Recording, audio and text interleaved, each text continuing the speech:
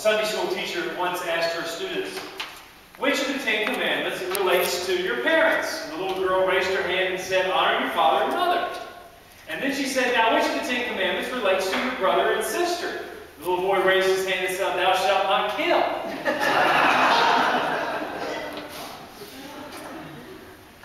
We continue today our series on the 10 Commandments. The first 6 of the 10 Commandments have to do with our relationship with God. The first 4. The next 6 have to do with our relationship with each other.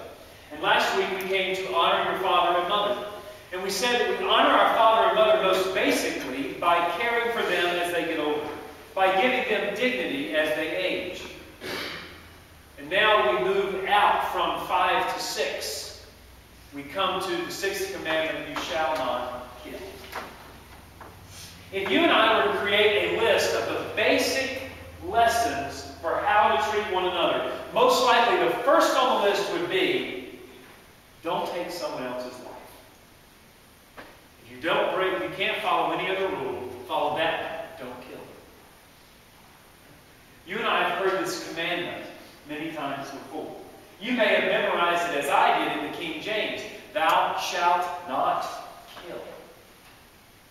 Or we've heard it in the language of the New Revised Standard Version that I read this morning. Do not murder. You shall not murder. We hear it most often in public debate.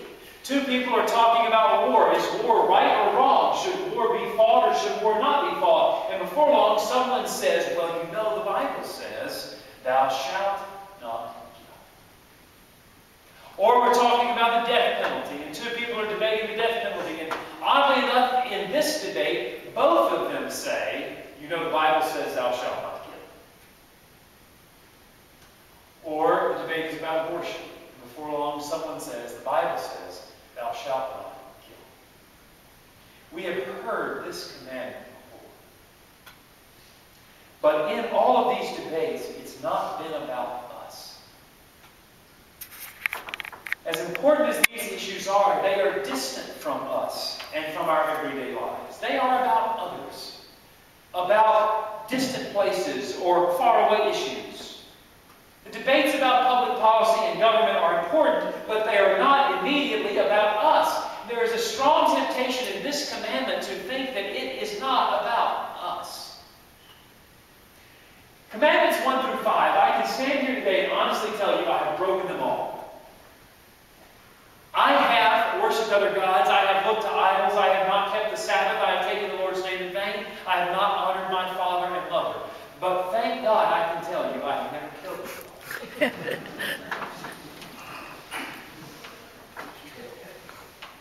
It's almost as if we're off the hook. We get a break here in the middle. That one's over. We're off the hook. I haven't killed anybody. I couldn't imagine doing it. I think that's what Jesus' audience was thinking when he preached his Sermon on the Mount. They must have heard, you shall not murder, and thought, well, there's no way that applies to us. We would never kill anybody.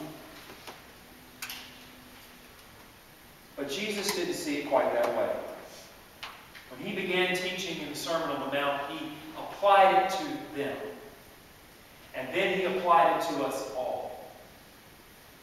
Jesus took the commandment beyond the behavior, beyond the act, and took it to the attitudes and emotions that create the behavior of killing. And when he did that, he put us all on the hook. He said, you have heard it said to those in ancient times, you shall not murder. And whoever murders shall be liable to judgment. But I say to you that if you're angry with a brother or sister, you will be liable to judgment. And if you insult a brother or sister, you will be liable to the council. And if you say you fool, you'll be liable to hellfire. 3 statements, all with the same meaning. If you say you're angry, if you insult, the Aramaic word, if you say raka, which means you empty-headed fool, or you rebel. If you say those things, you are in the same position as the one who murders. The same feelings are within you as the one who murders. And Jesus wants us to come to grips with the feelings that drive murder. My guess is that when Jesus said to his congregation, if you are angry with your brother or sister, as soon as they heard brother or sister, they thought of Cain and Abel, the first two brothers and the first murder.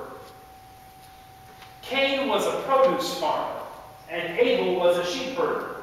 And when it came time to offer their gift to God, to make their sacrifice, Cain went and grabbed some fruit off the table, but Abel went out and found the most perfect sheep in the field, the best of the best, and sacrificed it to God. And the Lord was pleased with Abel and his sacrifice, but was not pleased with Cain. Now, don't get stuck there, because the story is not about that. The story is about Cain's reaction. Cain was angry, and it was written all over his face. The Bible says his countenance fell. He was so angry with Abel.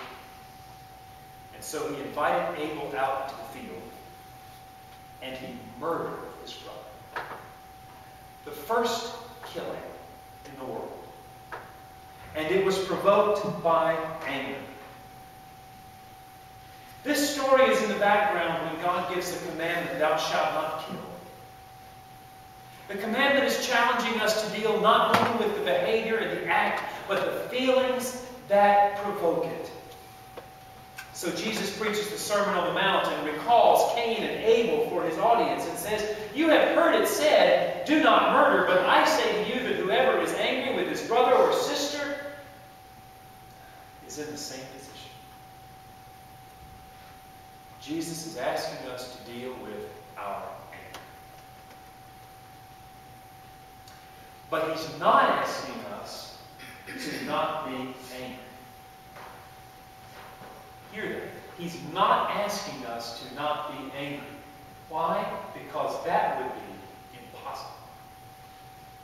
Unrealistic. Could you imagine never getting angry again? It would take a miracle. Because we do insult each other.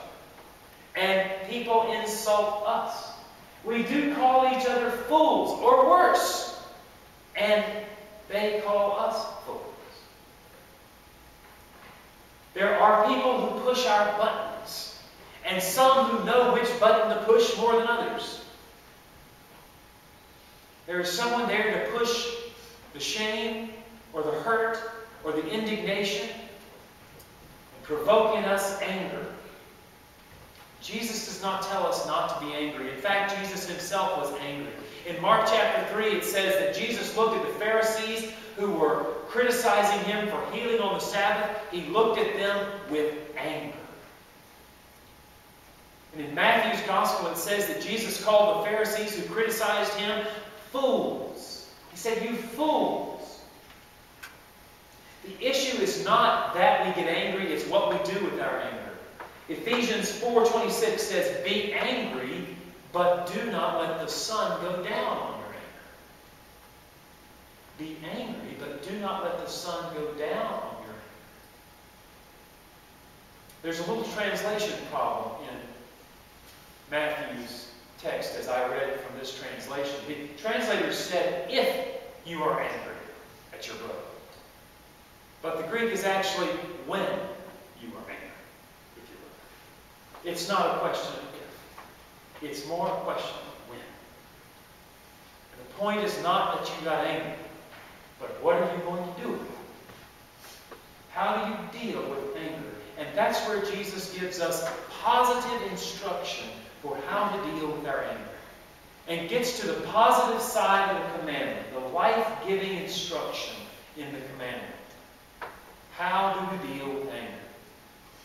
He says to his disciples, so when you're offering your gift at the altar, if you remember that your brother or sister has something against you, leave your gift there before the altar and go. First be reconciled to your brother or sister, then come and offer